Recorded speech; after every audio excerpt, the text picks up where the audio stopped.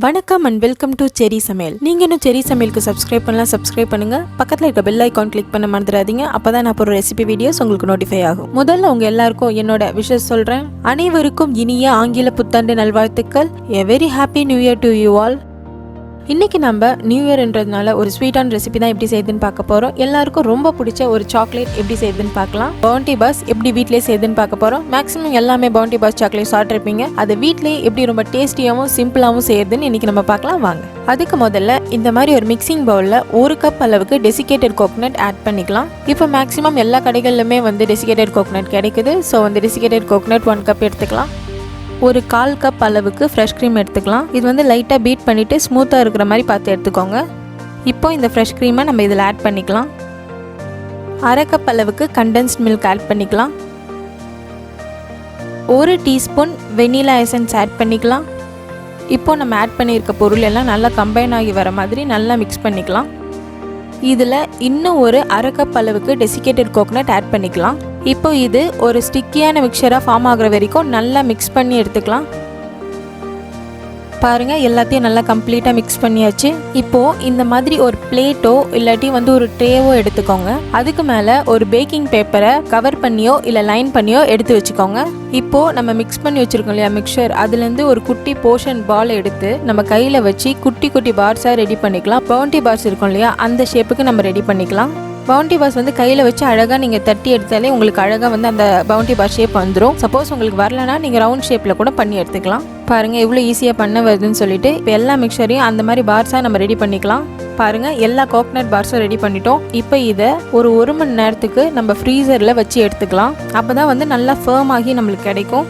இப்போது 200 கிராம் அளவுக்கு சாக்லேட் எடுத்துக்கோங்க. உங்ககிட்ட சாக்லேட் சிப்ஸ் இருந்தால் அதை கூட நீங்கள் எடுத்துக்கலாம். அப்படி இல்லாட்டி சாக்லேட் காம்பவுண்ட் இந்த மாதிரி இருக்கு இல்லையா, அது உங்களுக்கு டார்க் பிடிச்சா டார்க் நீங்கள் எடுத்துக்கலாம். இல்லை மில்க் சாக்லேட் பிடிச்சா மில்க் நீங்கள் எடுத்துக்கலாம். உங்கள் ஃப்ளேவருக்கு தகுந்த மாதிரி சாக்லேட் பார்ஸ் நீங்கள் எடுத்துக்கலாம். அதை இந்த மாதிரி நல்லா நம்ம சாப் பண்ணி எடுத்துக்கலாம். இப்போது நம்ம இந்த சாக்லேட்டை மெல்ட் பண்ண போகிறோம். அதுக்கு இந்த மாதிரி ஒரு சாஸ் பேனில் நான் நல்லா கொதிக்கிற தண்ணி வச்சுருக்கேன். இது மேலே அந்த ஹீட் ப்ரூஃப் பவுலில் இருக்க சாக்லேட்டை வச்சு நம்ம மெல்ட் பண்ணிக்கலாம். நீங்கள் இல்லாட்டி டைரெக்டாக கூட டபுள் பாய்லர் மெத்தடில் வச்சு பண்ணிக்கலாம். அதாவது இது டைரெக்டாக அடுப்பில் வச்சுட்டு சிம்மரில் வச்சுட்டு நீங்கள் கொஞ்சம் கொஞ்சமாக டபுள் பாய்லர் மெத்தடில் கூட மெல்ட் பண்ணிக்கலாம் சாக்லேட்டை. பாருங்கள், அந்த ஹீட்டில் இது கொஞ்சம் கொஞ்சமாக உருக ஆரம்பிக்கும். நீங்கள் ஸ்பேச்சுலா வச்சு கொஞ்சம் கொஞ்சமாக கிளறி விட்டுக்கிட்டே இருங்க. நம்ம அப்படி கிளறினா தான் எல்லாமே ஈவனாக மெல்ட் ஆகும். பாருங்கள், சாக்லேட் நல்லா ஈவனாக மெல்ட் ஆகிடுச்சு.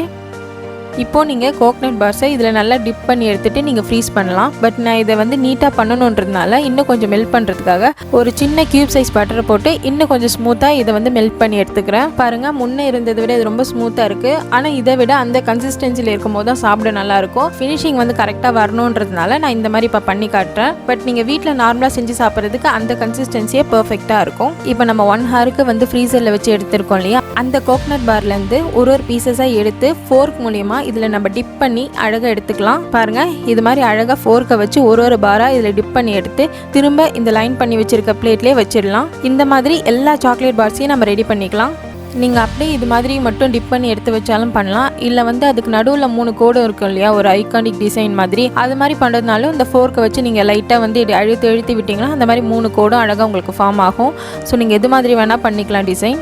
பாருங்கள், இப்போ நான் எல்லா சாக்லேட்டையும் அது மாதிரி டிப் பண்ணி எடுத்துக்கிட்டேன். ஒரு சில சாக்லேட்டுக்கு மேலே அந்த மாதிரி டிசைனும் பண்ணி விட்டுருக்கேன். அந்த பவுண்டி பார்ஸில் நார்மலாக இருக்கும் இல்லையா, அந்த மாதிரி டிசைன் தான். இப்போது இந்த மெல்ட் பண்ண சாக்லேட்டில் நம்ம இதை டிப் பண்ணி எடுத்தோம் இல்லையா, ஸோ அந்த அவுட்டர் லேயர் சாக்லேட் நல்லா ஃபேர்ம் ஆகிற வரைக்கும் நம்ம இதை திருப்பி ரெஃப்ரிஜரேட் பண்ணி எடுத்துக்கலாம். ஒரு 1 மணி நேரம் நம்ம ரெஃப்ரிஜரேட் பண்ணி எடுத்துக்கலாம். உங்களுக்கு இன்னும் அவுட்டர் லேயர் சாக்லேட் செட் ஆகலைன்னா இன்னும் கொஞ்சம் நேரம் வச்சுட்டு உங்களுக்கு எப்போ செட் ஆகுதோ அப்போ நீங்கள் வெளியில் எடுங்க.